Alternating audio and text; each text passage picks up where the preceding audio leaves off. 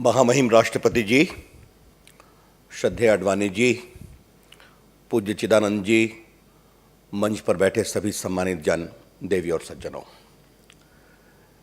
ये जो 11 वॉल्यूम की इंसाइक्लोपीडिया है, क्या ये सिर्फ ज्ञान, बुद्धि और श्रम का ही परिणाम है? हिंदू चिंतन में एक शब्द है श्रद्धा और समर्पण। और इतने बड़े कार्य के लिए जब श्रद्धा और समर्पण नहीं होगा तब तक ये परिणाम नहीं आता। तो ये 11 वॉल्यूम जो है ये श्रद्धा का भी फल है, ये समर्पण का फल है और हिंदू चिंतन के लिए बहुत बड़ी सेवा हुई है। इसलिए स्वामी जी आपका और स्वाध्वी जी आपका मैं बहुत अभिनंदन करता हूँ। चिदानंद जी से मेरा परिचय है। मैं हमेशा कहता हूँ, अगर हिंदू चिंतन को जीवंत देखना हो तो ऋषिकेश के परमार्थ आश्रम के समीप गंगा के घाट पर बैठ जाइए। शाम को उनकी आरती देखिए, आपको पूरे हिंदू चिंतन, हिंदू भाव का जीवंत दर्शन होगा।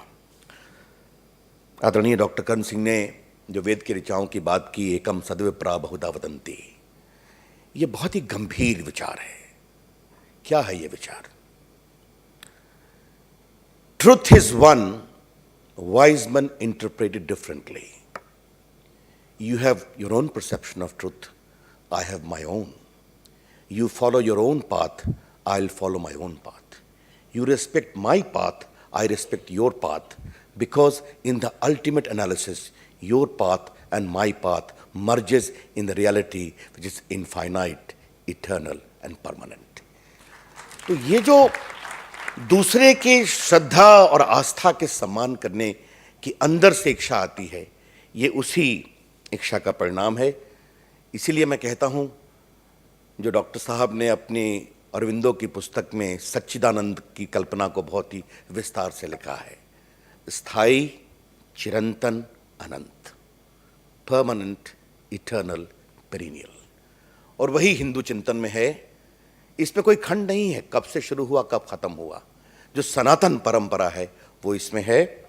और इसलिए जब हिंदू विचार का विस्तार जानने की कोशिश करते हैं तो एक ने बहुत सही कहा है, हिंदू चिंतन के इतिहास को समझने की कोशिश करोगे तो तुम्हें आध्यात्म दिखाई पड़ेगा, और आध्यात्म को जानने की कोशिश करोगे तो तुम्हें इतिहास दिखाई पड़ेगा। ये इस अनंत सनातन परंपरा का बहुत मूर्त रूप है। स्वामी जी, मैं बहुत अनुग्रही हूँ कि आपने ये काम किया है। आपने हिंदू चिंतन को जिस व्यापक रूप में प्रस्तुत किया है उससे देश का बहुत ही भला होगा, चर्चा होगी, ज्ञान बढ़ेगा, श्रद्धा बढ़ेगी और शायद हिंदू चिंतन और विचार को समझने में और मजबूती मिलेगी। मैं हृदय से आपका बहुत अभिनंदन करता हूं और मैंने महामहिम राष्ट्रपति जी से एक अनुमति ली है, इसलिए मैं आपसे बात कहना चाहता हूं। मेरा सौभाग्य है कि महामहिम राष्ट्रपति का स्नेह मुझे मिलता है कई वर्षों से, जब संसद में उनके साथ था। अगर हिंदू जीवन चिंतन के जीवंत स्वरूप को देखना है तो प्रणब मुखर्जी में वो स्पष्ट दिखाई पड़ता है। आज ये मैं कहना चाहता हूँ और मैंने उनकी अनुमति लेके कह रहा हूँ। हमारे राष्ट्रपति हैं और अब मैं केंद्रीय मंत्री हूँ। जो जीवन का दर्शन, जो देवी की कल्पना, जो उसकी आराधना उन्होंने अपने आचरण से की है, वो हम सबों के लिए बहुत संबल है। आज के दिन स्वामी जी, मैं फिर आपका अभिनंदन करता हूँ। ये पूरा प्रकल्प यशस्वी हो, ये देश के लिए, भविष्य के लिए बहुत बड़ी बात है। धन्यवाद, नमस्कार।